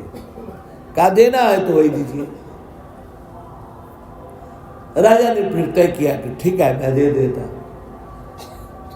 मैं तो इनका खुदसुपचार विधि से पूजन करता हूं। राजा का पूजन होगा तो बड़ाई से होता है, लेकिन मैं आपसे अपेक्षा करता हूं, मेरे परंपरा में इनको पूजा गया है, मेरे पूर्वजों ने इनको पूजा है, इसलिए मैं आपसे इनको देने के पूर्व एक आपसे मांग रहा हूं कि आप वचन दीजिए कि आप और किसी तरह से बड़ाई से नहीं पूजन करें, चलेगा, लेकिन आप इनको नित्य ताजा भस्म इनको चढ़ाना होगा। चिता का जो भस्म है ताजा, इनको नित्य चढ़ाना होगा। उस ट्राइबल हेड ने बोला ठीक है, मैं स्वीकार रहा हूं। वचन दिया, राजा शिवलिंग दे दिए, चले गए और पूजा करने लगे। एक दिन ऐसी स्थिति आई कि लगातार वर्षा 10 दिन हो गई, शमशान की सारे राख, चिता सारी बुझ गई और सारे राख नदी में बह के चले गए, कोई ताजा भस्म रहा ही नहीं। अब वचन दिए थे कि मुझको तो ताजा भस्म डेली चढ़ाना है। अब वो ट्राइबल हेड बहुत परेशानी में, कैसे क्या करें। उनने अपनी पत्नी को अपनी समस्या शेयर किया। उनकी पत्नी से उन्होंने कहा कि मैं झोपड़ी में बैठ जाऊंगा और मैं खुद में आग लगा लूंगा, पूरी झोपड़ी मेरी जल के राख हो जाएगी, मैं उसी में मर जाऊंगा, मेरी राख से तुम इनका पूजन कर देना। ये सच्ची घटना है। उस ट्राइबल की, उस कोलकिरात की धर्मपत्नी ने कहा कि वचन तो आपने दिया है, वचन तो मुझसे नहीं लिया गया है। मैं आपकी धर्मपत्नी हूं, सहायिका, आपके धर्म में सहायक बनेगी। मैं जल जाती हूँ, आप जल जाएंगे, मैं विधवा हो जाऊंगी, मैं कहाँ की रहूंगी। मैं जल जाती हूँ और मेरे राख से आप भोलेनाथ का पूजन कर दीजिए। फिर वो माता जी देखते देखते साधु झोपड़ी में बैठ के आग लगा ली, राख तय हो गया। और जो पूजा बाधित हो रही थी उस दिन की, वो पूजा संपन्न हुआ। जब आरती हो गई, साधु, वो जो ट्राइबल हेड थे वो कहने लगे अपनी पत्नी को संबोधित करके, सुनती हो भगवान की आरती हो गई है, तुम भोग लेकर आओ, तुम आरती क्यों नहीं लेकर के, जल्दी लेके आ जा, जल्दी से लेके आ। बार बार कह, वो भूल ही गया, वो भूल गए कि वो मर चुकी है। इतना तल्लीन हो गया कि उनको स्मरण ही नहीं रहा। इसको आचार्य गौतम ने भारतीय दर्शन में कहा, स्मृति व्यतिरिक्तम ज्ञानम, स्मरण से ऊपर उठना। साधु अपने इष्ट का ध्यान करते समय बियॉन्ड अप्रोच करना भूल गए, उन्हें याद नहीं रहा। साधु बार बार कहे, अजी सुनती हो, जल्दी से भोग की थाली लेकर आओ, भगवान को भोग लगाना, आ क्यों नहीं रही हो। तब भोलेनाथ ने शिवलोक में भगवती जगदम्बा, परम्बा, अन्नपूर्णा, भगवती भवानी श्री पार्वती जी को संबोधित करते हुए कहा, हे अन्नपूर्णे, वो बार बार बोल रहा है, आवाजें लगा रहा है, भोग के लिए थाली मांग रहा है, आप उपाय कीजिए। मां अन्नपूर्णा ने उसकी पत्नी जो मर करके शिवलोक गई थी उसको श्रृंगार करके बाबा और खूब अपूर्व श्रृंगार वस्त्राभूषण से अलंकृत करके सोने के थाल में वो दिव्य भोग दे करके मां ने कहा, तू जा उसको ले जा विमान से वहां, और उतर करके भोग लेकर आई। वो देख करके दंग रह गया, कहने लगा, तू ऐसी कहां से? तो कहने लगे, ऐसा कहे कैसे आई, तूने इतना कैसे, कहां से आई, तू कौन है, ऐसा कैसे हो गया। वो तो एक बिल्कुल अनपैरेलल थी। शिवलोक से जब आई, साधु जीव रूप में देखा था, उसने ऐसे देखा ही नहीं। फिर माता जी ने बोला कि आप आरती के लिए ऐसा ऐसा कहे थे और मैंने आपसे आग्रह करके स्वयं को चला लिया था। मैं तो अब यहाँ नहीं रहती, मैं शिवलोक में हूँ। आप बार बार जो कह रहे थे, भगवान ने माता जी से कह करके मुझको भेजा। मैं तो बाबा के कहने से इधर आई हूँ। क्या गजब! भगवान को भोग लगाया, शिवलोक से विमान आया, फूलों की वर्षा हुई और साधु वो जो माता जी थी उनके साथ वो जो कोल किरात थे वो भी भगवान धाम जाने का कारण है। साधु साधु तो हमारा मर जाना, खाक हो जाना, शून्य को प्राप्त हो जाना, महाशून्य को प्राप्त हो जाना महाकाल को पसंद आता है। शमशान की होरी साधु की मंगल कामना होरी के पूर्व साधु करते हुए आज की कथा में साधु वाणी में विराम। जय सिया